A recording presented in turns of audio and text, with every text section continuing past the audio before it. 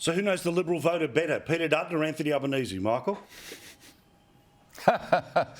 Well, obviously Albo, mate, because he says there's lots of them out there. Look, the truth of the matter is, and I'm sorry to say this to our state leaders, there are very few members of the Liberal Party that support the Voice because they understand the detail. And the more they understand the detail of this proposal, the less likely you are to give it any kind of support whatsoever. This will totally change our country in a way which will be irreversible. So no, there are very few people in the party who support the Voice because they certainly understand the constitutional ramifications. And so I'm sorry, Albo, if you think the Liberal Party is going to fracture over this. Obviously you can have people resigning when Ken White's resigned. That's disappointing. You'll have one or two others. But no, overwhelmingly they're going to vote no, and they don't agree with it. And for good reason, mate. According to the Essential poll, 57% of coalition voters say no and 43% say yes. In terms of the actual party room, we saw that there was fewer than half a dozen people that got up and spoke against the decision that was ultimately taken. So clearly, extreme majority of the people who are left representing people in the parliament. But let's step back one step here, Bronwyn, which is, if one of the arguments of the Yes campaign is that we've done it a certain way for a long period of time and we've got the result of Alice Springs, we've got the result of never really closing the gap, what is the coalition offering to help get a different outcome than the outcome we have got to this moment? Well, if you want to test whether something can be done, legislate to have the Voice now. It does not need to be in the Constitution. They can do it tomorrow, next week, and they've got the numbers to put it through. The bottom line is this is Albanese setting Australia against Australian, sowing the seeds of the destruction of representative government as we know it. If you want to see how complex the Constitution is, you've only got to look at the way a decision like the Pape decision followed by Williams 1 and 2 under Mr Justice French, who Albanese cites as someone who says, oh, there's no problem here. Those decisions have put between 5 and 10% of the laws which are currently in operation federally at risk of being held invalid because of High Court decisions.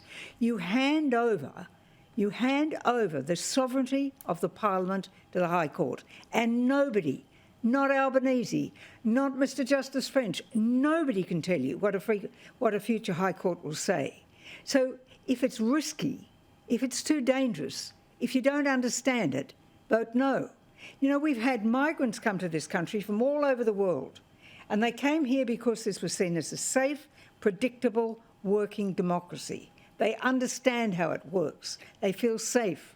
But you put this in place, and suddenly their rights are less than the ones of the people of the Indigenous. I'm sorry, Bronwyn, that is a spectacular overreach, and I think you know it is. It's not an overreach. I think you know it is. Absolutely spot on. Sorry, this whole idea that you're turning over sovereignty to the High Court? You Nonsense. Are. Nonsense. You are. You're saying you want this body to have some sort of a say and some sort of a look at the legislation as it's being proposed to the House. That's it. Sam, That's it. But you know that example I just gave of the example of what the High Court can do and putting at risk all that legislation is the High Court under the French High Court overturned a century of understanding of what Section 61 of the Constitution meant. It turned it over, and now 5 to 10% of all laws that the Commonwealth has passed are at risk. All it needs is someone to go to the High Court and bring a case up. But Michael, Albo says that the safety valve here is that the Parliament always remains in a position of supremacy. Why is that not? Say that. No, because the Parliament's subject to the Constitution. Look, but the truth of the matter is that Albo doesn't know what we're voting on. He goes to press conferences, which is why, by the way, the majority of Australians are in favour of this at the minute. Because Albo goes to press conferences and says people of goodwill and generosity out there, this is only about an Aboriginal a voice to Parliament on issues which directly affect the Aboriginal community. That's what he tells people this is about. It's not about that whatsoever. It's about so much more than that. So he's trying to bring in all these sports stars in. Well, that won't work well, by the way. The sort of the Peter Stuyvesant jet set sort of, flying in to tell, ordinary Australians, they should vote for this. None of these sports stars will have any idea what this is about. I'd like all of them to pass a test on the details of the Voice before they get out and try and spruik this. And the other thing, mate, is that what we're seeing is a nastiness and a viciousness coming out of the pro-voice lobby. I mean, Marcia Langton for years has been calling fellow Australians racists, and we saw something quite disgusting on Thursday night. Noel Pearson's references to that very fine Liberal from New South Wales, Julian Leeser, who is Jewish, where Pearson said, "Oh, what do you want Aboriginals to do? Wear tattoos and badges on their clothes." A very clear reference to the Nazi period when Jews were subjected to that by the Nazis. I mean, I'm gobsmacked, but of course the ABC and the Age, by the way, the Fairfax Press didn't cover that. They cover up when these extreme statements are made by the pro-boys campaigners. But they didn't even think $1,500 tax increase on people's worth reporting in the way that. No, correct. When Marcia Langton goes low, you can always be sure that Noel Pearson will go lower. But we can agree here, though, Sam, that promising no more welcome to countries is not quite the way to win people over. Yeah, I think that was something she said I don't think she thought that would be interpreted in the way it has. But okay, but also when we talk about the organisational support that's going to come for the Yes campaign, right? So we've just seen where it is right now based off the political conversation. Every institution in Australia is going to throw every dollar they possibly can in favour of the Yes campaign. So will sports stars in and of themselves get the Yes vote up? No. But if the entirety of the AFL and the NRL and the netball and I've got to say, though, I mean, you talk to an average 10-year-old, they don't know who many people in Parliament are. You know, they do know who Nathan Cleary is. They do know who Lateral Mitchell is, right? Yeah. Like, they know these guys. So, you know, as much as it might pain all of us who study this in depth and in detail and have absolutely 0% cut through on your average, 16, 18-year-old. Do you think people are going to listen to Justice French or Cathy Freeman? That's the point. But that's the political game, isn't it? That's the political game. But is Cathy Freeman really going to come out and do that? Do you think? I don't know. No.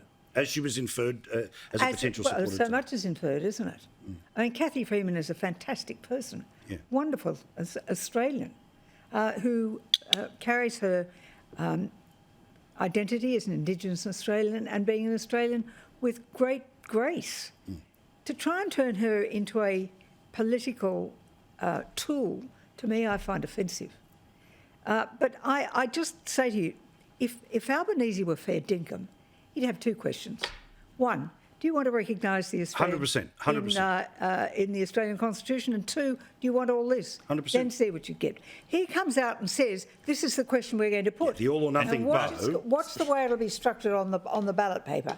You'll have this first part of the question, vote yes or no, and all the details down here. Bronwyn. And people will think they're voting on it. Sorry, Bronwyn. And if you were fair dinkum, you would say that there has never been a dual question asked in a referendum that has passed successfully. Never once.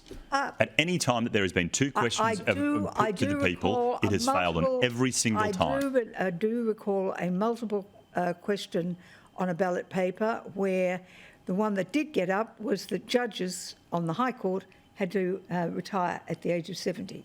The others were lost. And in the last constitutional referendum we had on inserting a so-called Bill of Rights into the Constitution, it had multiple questions. But see, it's interesting what Sam just said, because, Sam, you and I'm not suggesting that this is your view of the voice, but you view that in terms of the political success and failure of the question, right? So the thing is, though, when you're talking about the consequences of changing the Constitution, you have to split it into recognition is one thing, all right, do you agree with that? Tick. And then do you agree with this change to recognise a body that doesn't exist yet, but instead the political thing is to push it all together so you can't divvy it up? No. So a referendum is a change to the Constitution as stipulated by the Constitution, right? Yeah, of course. The Constitution sets out, if you want to change this document, here's how you do it. Yes. That's all. So to get to that point, you can go through any number of... You can ask plebiscites, you can ask previous questions, you can have constitutional conventions. No, but you can ask questions of the Australian people to figure out what the final question will be on the to get to the referendum, final question. as long as the final referendum is the question. Quick